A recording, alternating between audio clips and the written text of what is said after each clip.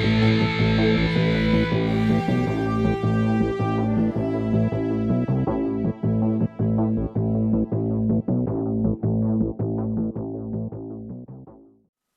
afternoon, it's Monday the 4th of April 2016, just after 1 o'clock. Welcome to UK Column News. I'm your host, Brian Gerrish. With me in the studio, Mike Robinson. And we will be joined by live video link by Kevin Edwards from South Wales, who's going to be talking, amongst other things, about what's happening with the Tata Steel plant. Well, weather, pretty appalling, really. It's raining very heavily, we know, in South Wales. Rhyl is apparently not too bad. Plymouth is grey, rainy, cold. I think we'll leave it there, shall we, Mike? Yes, it's not hot. It's not hot. Unlike what seems to be going on with press conferences in Washington. Now, of course, David Cameron was in Washington to take part in the nuclear summit there. Well, the Mirror here reporting that he was losing his rag, ranting at the press. Now, of course, he has tried in the recent past to regulate the press and failed miserably. But just to quote one line here, the Mirror says, "Grumpy David Cameron lost his rag and launched an astonishing attack at Britain's media during a bad-tempered, red-faced tirade." What's going on here? He's clearly under a bit of pressure. I think the simple thing is, Mike, he's being asked questions. He doesn't know anything himself. He's being put in a position where he can't answer, and therefore you're getting the aggression. I think this is the wheels coming off the wagon, the bunker mentality. Well, we may have some more to say about that shortly. Okay, well, if David Cameron was getting pretty hot under the collar, it was nothing compared to a conversation I had with this organisation this morning. It's Forces TV. I simply phoned up to ask them about this particular article, which they'd posted, Satanism in the Royal Navy. It's flanked by cartoons. And we'd had a number of concerned individuals saying to us, why is this organisation promoting Satanism? Well, my goodness, a very abrupt gentleman, didn't want to speak to me, didn't want to give me his name, didn't want to justify what they were doing, didn't want to understand what questions I did have. And we're now waiting for the chief executive to make some comment for us. But of course, it's not just Forces TV. Here's the Mirror. This was an article where they were talking about Satanism coming into the army. This isn't a cartoon. This is not a joke. This is the state of Britain's military today. And of course, this is being promoted by our politicians. Meanwhile, real defence, of course, is crumbling. And here's the Mail pointing out that the Royal Navy is in such a pitiful state that it hasn't got sufficient manpower to keep ships at sea, even modern ships, Type 45 destroyer, on screen here. And we've also got HMS Lancaster, apparently that is in Portsmouth but doesn't go to sea anymore. And we're just being told that the military hasn't got the manpower, can't organise itself.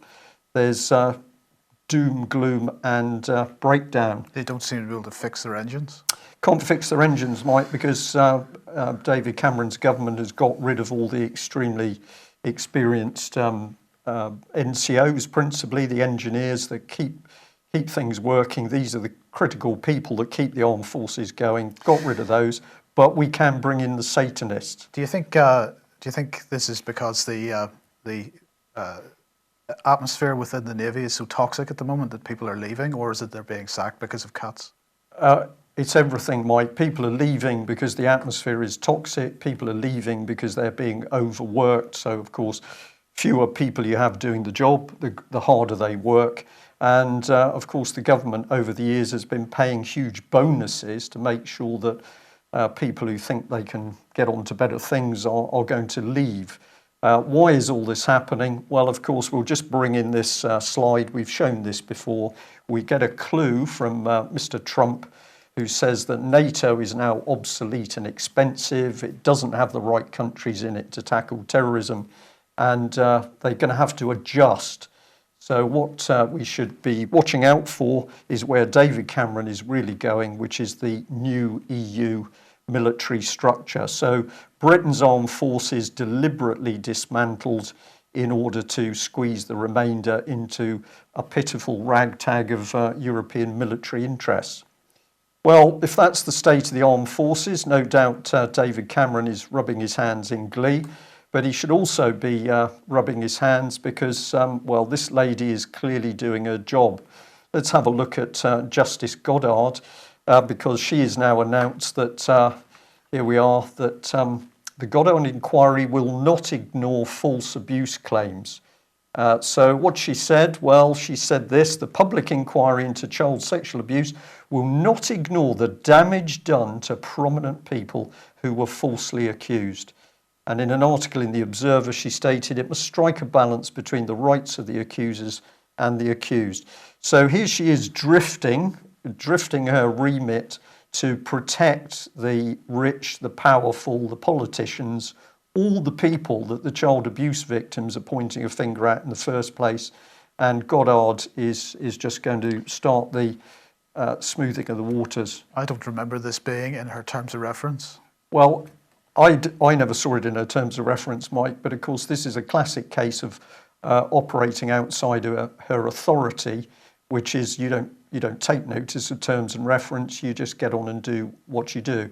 So the woman who said that child abuse in Lambeth, as just one example, was on an industrial scale, that paedophiles had infiltrated the child protection services, she is apparently investigating the whole country, and she's going to help protect people who've been accused by victims. Bring in more children is clearly the answer. Yes, so this is a Sun expose covered by ITV News here. Child survivors of the Nepal earthquake are being sold in the UK, this is according to the Sun. They're saying that youngsters as young as 10 are being sold for just £5,250 by black market gangs operating in the Punjab in India. And this is according to the Sun, as I say.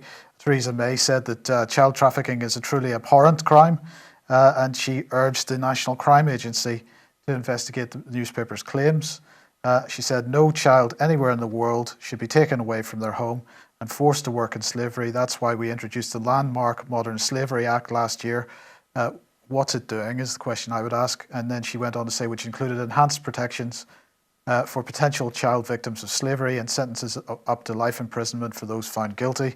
We encourage the Sun to share its disturbing findings with the police and National Crime Agency so that it can be covered up. Well, she didn't say that, but that's pretty much tantamount to it. Well, I just want to highlight once again the fact that Tim Farron, leader of the Liberal Democrat Party, of course, has been calling incessantly for unaccompanied children to be brought over to the UK from Syria. My point was that this is a case of out of the frying pan into the fire. I asked Mr. Farron if he'd be able to guarantee these children's safety as they grow up, and apparently not, because he's not willing to answer the questions put by me or put by any. I know that another number of other people have written to him asking for comment, and he refuses to comment on this. So he's basically just saying, bring these children to Britain; they'll be perfectly safe. Whereas, Brian, you and I know very well that children disappear in the care system in this country. They're abused, they're trafficked, and this story from Nepal just highlights it. Yeah. Well, perhaps we can ask for our viewers to assist on this. Mr. Farron is sitting warm and cosy in his office, doesn't want to answer the questions. Would it be possible for more people to get those emails, Twitter, letters going, polite and reasonable as always, but to ask the key questions of Mr. Farron and other similar members of Parliament as to what they're actually doing to protect children? Of course, silence to this sort of communication gives us a very firm answer in its own right, and that is that if they don't care, and we know which side they're on. But if they're not challenged, of course, they get away with it. So I'm going to say, could you help us by upping the volume of communication to Mr. Farron so that we get an answer from him? We could start off by sharing this little article that's on my Facebook page. Anybody wants to find it, you can find it on my Facebook page. Share that out and get lots of people to ask these questions. Indeed. Well, this is a good point to bring in Kevin Edwards because, of course, Kevin has been heavily involved in trying to combat child stealing over many years. Kevin, have we got you? Hi, Brian. Hi, Mike. How are you doing?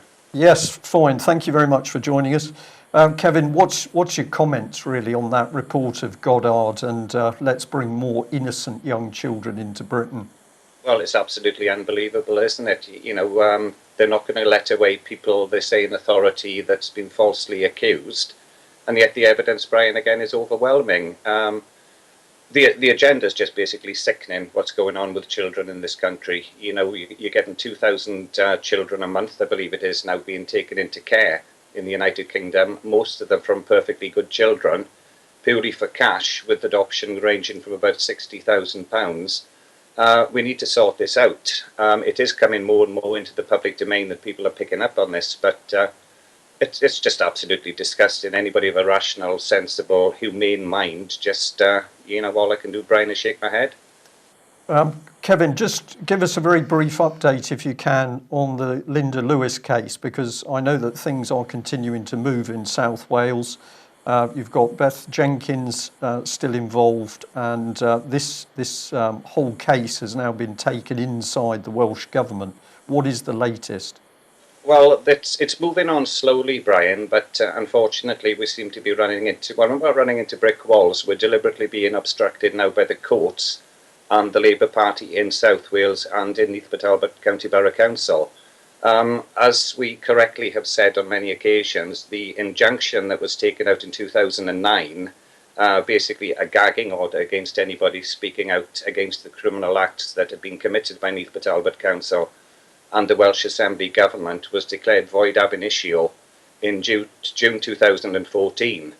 Now, everybody seems to have accepted that, apart from the judge, who we've now put in 3 letters to him, giving the reasons and evidence as to why everything is void. Now, in law, it is void. There is no question to that.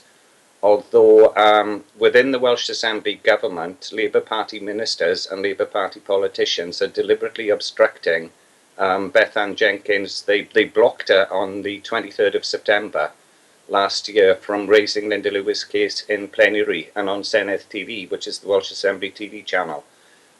This was a cynical ploy in that Bethan had her question tabled before the Welsh Assembly Government for 2 weeks. But on the morning of the 23rd, 4 Welsh Labour Assembly members, which includes David Rees, who was Linda's Assembly member in Port Talbot, Carwyn Jones, the First Minister, Gwenda Thomas, the Deputy Minister for Social Services, and, a rather unknown chap called Mike Hedges, who'll do anything for a couple of headlines, petitioned the presiding officer, which is the equivalent of the Speaker, and said that there is an injunction on this case and Beth Ann Jenkins cannot talk about it. Now, that's probably the most dirty, underhand tactics that I've ever come across in my life, based on the fact, Brian, that perhaps it's now time to let the cat out of the bag. David Rees, the Welsh Labour Assembly member for Aberavon, when he first got involved in Linda Lewis's case, he accepted 100% that there was no injunction in place, and for a short time he actually continued to do his job. Now, he did write, Brian, I'm sure you'll remember this, to David Michael, the head of legal services at Neath Talbot Council, and got a reply back stating that in 1998, when Linda Lewis's daughter was kidnapped from America from a sick children's hospital, Neath Talbot Council applied for no orders in America. Now, David Rees at the time did his job, and he accepted and he agreed that no injunction was in place. Now, when he discovered this, and this went back off to the Welsh Assembly Minister, First Minister Carwyn Jones, he backed away. He was told to back away or whatever, I don't know. But since then, he's been missing, and we've basically dropped him. But it's very, very confusing that to start with, he could actually get information because he recognised that no injunction was in place. But he was the one in September last year who led a delegation of Labour Assembly members into the presiding officers in the Welsh Assembly Government to stop Beth Ann Jenkins speaking about it. Kevin, it's remarkable. I then pause because I'm always lost for words, or increasingly lost for words. But we've got government covering up criminal activity within public authorities and they're prepared to use every devious, dirty trick to do so. Just very quickly, 10-second answer, please. Where do you see the case going now? What are you going to try and do now to get the truth out? Well, we've written again, as I've said briefly, to the judge. Now, this is the same judge, Judge Anthony Says Llewellyn, who you were at that case, Brian, in 2009, where, if you recall, I've sent you the letter off and you've had a look at it, where he allowed deliberate perjury by the barrister representing Neath Talbot Council. He also would not allow 5 elected councillors to speak on Linda Lewis's behalf. The last response we had from him was a couple of months back. He has not responded to the last letter that we had. He's basically ignored it. But he has come back, and this is quite remarkable. There only seems to be one judge now who is prepared to act on behalf of the Welsh Assembly Labour government and block everything and cover up for them, and this is the guy Anthony Says Llewellyn. He actually, in one sentence, came back to Linda and said that he is questioning now the authenticity of Linda's evidence. Now, how can you question the authenticity of any evidence put into court when it comes from the Welsh Assembly government directly and it's signed by ministers, when it comes from the Welsh Assembly Social Services Inspectorate, who signed by the head of Social Services at that time? How can you question the authenticity of a document that is signed by the head of Legal Services in Neath Talbot Council? It's absolutely amazing. They have nothing left to play with apart from obstructing, which is Linda's right, and that is basically an innocent mother who's been falsely accused of going to murder her daughter. It's absolutely incredible. And yet this guy, Brian, you'll recall in 2009, when the evidence was going into court, had no problem with its authenticity then, because the decision had already been made to place an injunction to gag us from speaking out about criminal acts. Kevin, thank you very much for that update. We are going to be covering more on this subject, and as a result of our recent interview with former social worker Carol Woods, we've had a lot more contact about cases of child stealing by the state, and we will give you more time to talk about Linda's case. Well, let's move on to Tata Steel, which of course is a big subject in your area. Very interested in this Guardian report here, which was at least asking one of the key questions. If we spent billions of pounds bailing out the banks, why can't the state bail out the steel industry? And they put some statistics, which you can see on screen here, about how much it would cost to bail out Tata Steel versus the banks. Quite a lot of text around this article, but at least that question appeared. But we've got some other questions to ask around what was going on. And of course, Tata Steel was boasting of its support for local Welsh communities. This is one of their publications. Now, we discovered, of course, that Common Purpose was working to help Tata expand a new plant in Orissa, India, and it was supporting the Indian local communities. But of course, it now appears that that was all being done at the expense of British jobs in South Wales. Why are we so interested? Well, let's follow it through. Here's the European head of Tata Steel, David Landsman. He's in fact an ex-British government man, and he was saying, amongst other things, that his job was to bring some unity and common purpose to this sprawling steel conglomerate. Well, let's bring in your local man. Here he is, Stephen Kinnock, because according to a number of reports, he's been with the union over in India begging, this is the word, we are now at the stage where British MPs beg on behalf of the good men and women in South Wales who are going to be made redundant. So Stephen Kinnock begging Tata Steel to keep the job plan. But it's very strange that when cpexposed.com started to expose the dirty dealings of political charity Common Purpose, the Julia Middleton chief executive begged Stephen Kinnock's mum, Glynis, for help. Please help us, because those nasty people are showing what we're doing. So there we are. We've got what we're calling the magic circle, Common Purpose, working with Tata Steel to destroy South Wales jobs. And if anybody doubts what we're putting up on screen, here is a copy of the letter, and you can read for yourself that Julia Middleton was really upset that that nasty Brian Gerrish, and she mentioned Roger Helmer as well, but he didn't do very much, but David Noakes as well. Those nasty people were starting to ask, what on earth is her charity doing? So here we are. We've got the Tata Steel plants being shut down, but at least the Spectator picked up on something sensible, because it said, isn't it interesting that the costs for Tata Steel in UK are extremely high due to the green energy policy, and Mr. Kinnock doesn't want to challenge that. So this was part of the thing. He doesn't want to deal with the reality of what's partly crippling business interests, but he doesn't want to go begging. So against that background, Kevin, what is actually the view in the local community? Well, there's a lot of people obviously very worried, very concerned, and most importantly, very angry as to what's going on. Regarding the high costs for production in Port Talbot with energy, Stephen Kinnock won't address that, because it was the Labour Party and Ed Miliband specifically came in with the green tariffs, which hiked the cost of electricity and gas through the roof anyway. It's a very tense time down here at the moment with Port Talbot. There's a lot of conflicting interest coming out. Now, what's appeared in the press over the last couple of days, and this has got a lot of people very, very angry, not just the people directly involved and the families and the good people of Port Talbot, but certainly I've been in dialogue with Duncan Higgett and Beth Ann Jenkins AM, but apparently both the Welsh Assembly government and the main government in Westminster knew what Tata were going to do around about Christmas.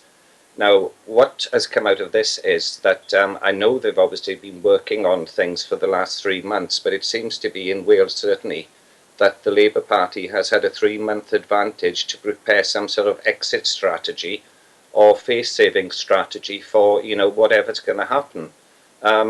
Where Port Talbot is concerned, we have, David Rees, who I've already mentioned before, as the sitting AM on a constituency basis in Aberavon, which includes Port Talbot.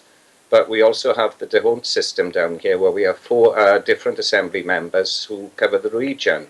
Now, not one of them were informed that, they've been going around doing their job, but not having full knowledge, Brian.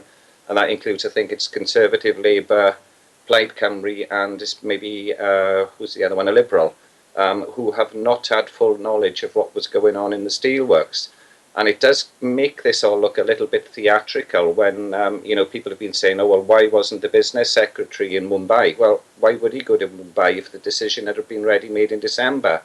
What was Stephen Kinnock there? Was he there on a mission of mercy just to save face and say, hey, guys, look at me. I'm your local MP. I'm going there. I know what the outcome is. It's a damn waste of time.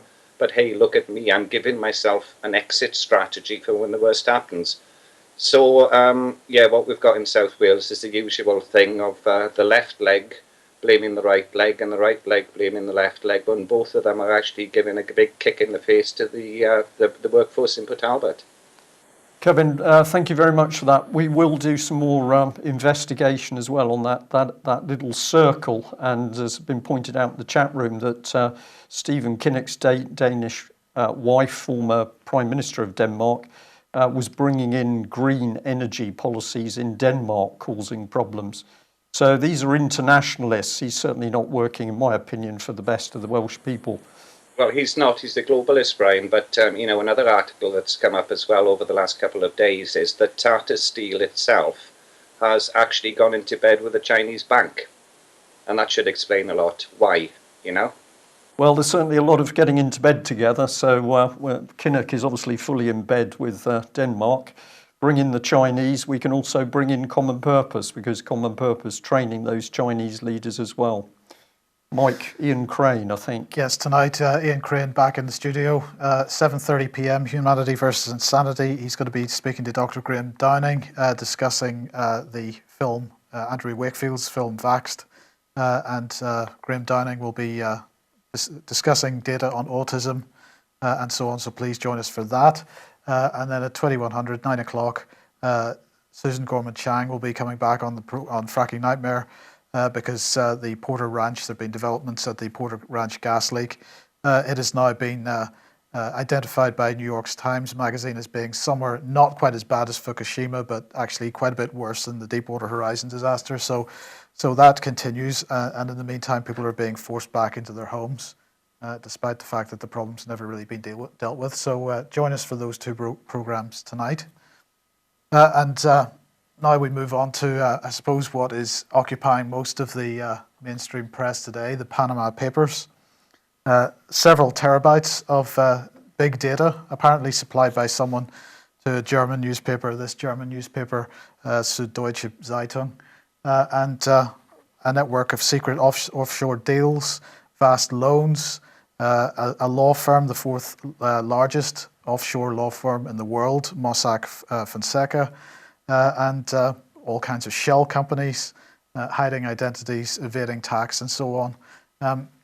So we're not really going to talk about the ins and outs of this story particularly, but some of the stuff that other people aren't discussing quite so much. The first victim, of course, has been Iceland, and the Icelandic Prime Minister resigned yesterday evening as a result. So the storm came, and So they've got him then. and he went. Yes, indeed.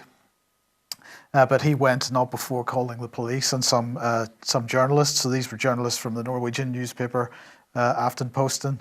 And a journalist and a photographer had gone to his home to try to get some comment yesterday morning. This was before he had resigned.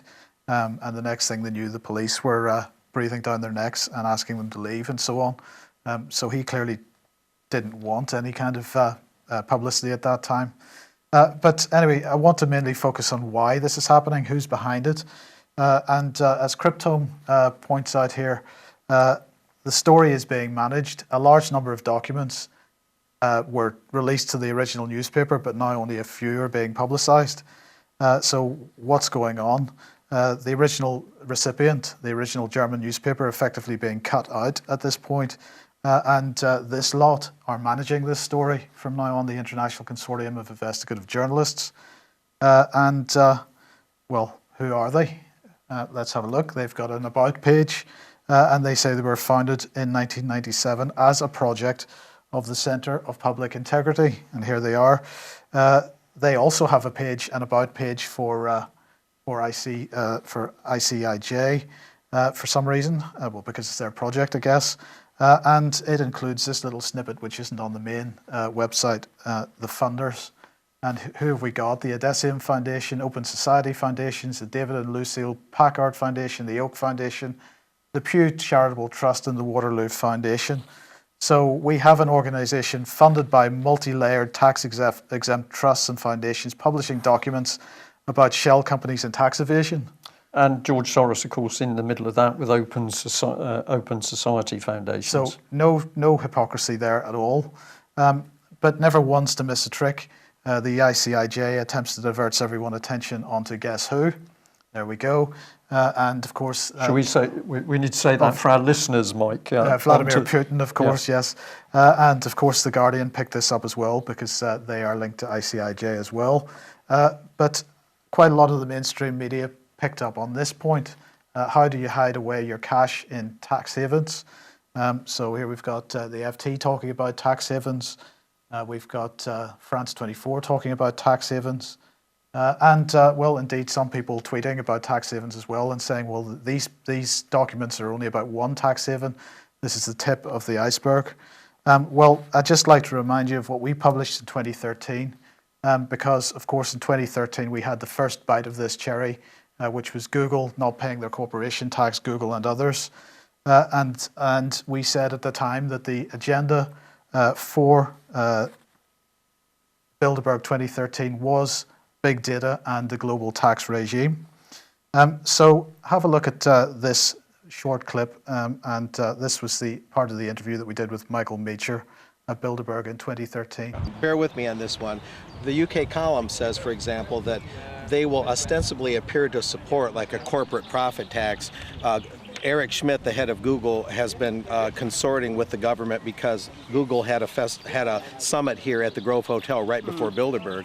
And what they say is there's like a sleight of hand that goes on. In other words, they'll say, we need a corporate tax and they'll get the people riled up to say, yes, we got to tax those nasty corporations, but then they can avoid it through their clout and through their loopholes, and then the tax will be settled down on the small businessman, the middle class, the lower classes. In other words, they don't exactly avoid taxes, they refit them for the rest of us. What do you think about that kind of sleight of hand? I think that's very likely. I think they want to continue to avoid as much as they possibly can, but as a fallback, plan B, they'll do the kind of thing you've been talking about. So the sleight of hand that Mark Anderson was asking about didn't work at the time. They've tried to ramp it up from time to time since. People didn't get angry enough then with Google and Amazon and Starbucks and whatnot. So they haven't managed to get this global tax infrastructure sorted out. Now they're having another go. The Panama Papers, if you want to, sorry, somebody commenting on this, by the way, was pointing out a couple of books on Twitter. Treasure Islands by Nicholas Shaxson. Another book was Planet Ponzi by Mitch Firestein. And the point that's was made in that tweet was the system is rigged in favor of the 1%. Well, the system is going to be rigged as a result of what we're seeing at the moment. The system is going to be rigged even more for the 1%. And if you want to know more about that, get onto the UK Column website, go to the sections menu there and have a look for the article series called One World Governance, an excellent series of articles by Martin Edwards that'll give you an impression of where this is going. Now, it's interesting that this particular PSYOP, and that's what I think it is the same MO that was used for Leveson. So if you remember, Max Mosley was the patsy for this one. It was effectively a false flag, I believe. And in this case, as I'm pointing out from this Evening Standard article here, one of the people that Max Mosley was apparently playing around with in his Nazi dungeon orgy was the wife of an MI5 officer. So this was all very strange, this whole situation. But as a result of it, we ended up with the whole campaign to push through state control of the press through Leveson.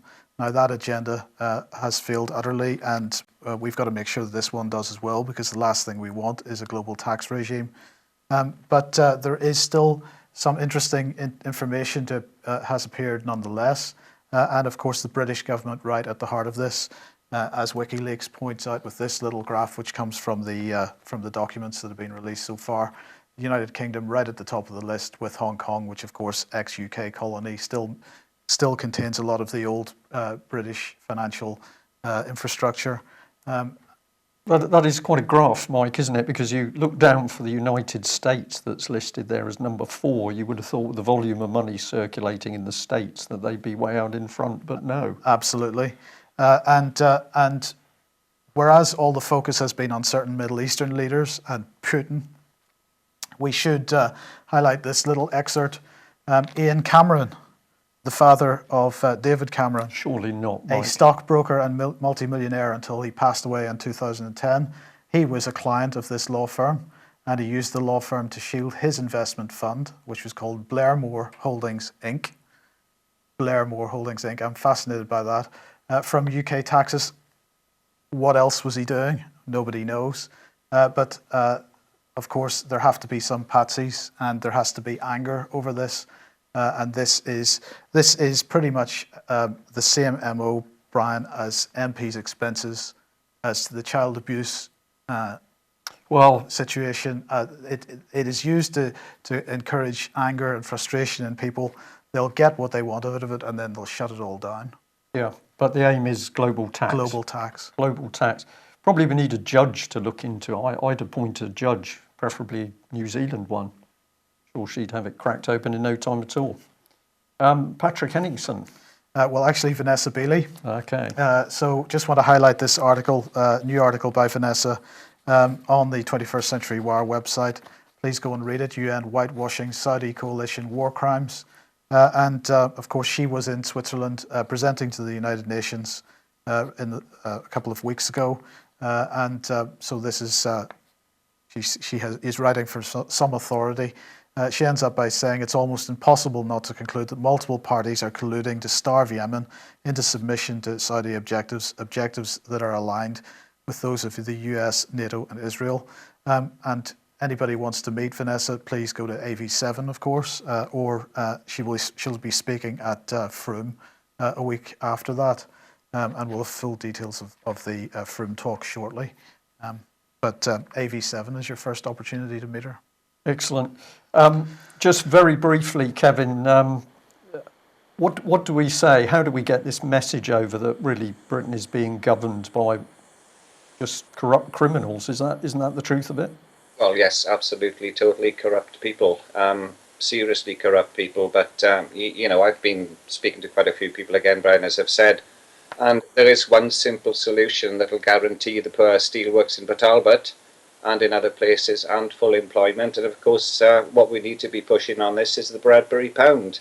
If we had the Bradbury Pound, we wouldn't be in this mess. Thank you very much for that. And of course, that's why the government at the moment is desperate not to talk about the Bradbury at all. And exactly the same with the Labour Party, even though 4 of its members signed the early day motion saying that the Bradbury was a good idea. Now that Mr. Corbyn's team apparently don't want to talk to us anymore. Well, that's the big picture. Let's come on to the streets of London. And we've got to give credit to, even more credit to Sam, the blogger. Here he is. He's been posting some very interesting videos. This was the latest one, Back in the Line of Fire. What really comes out of this little sequence, I've just taken some stills, but the British police seem to be losing their ability to think for themselves. They're so terrified of this terrorist threat.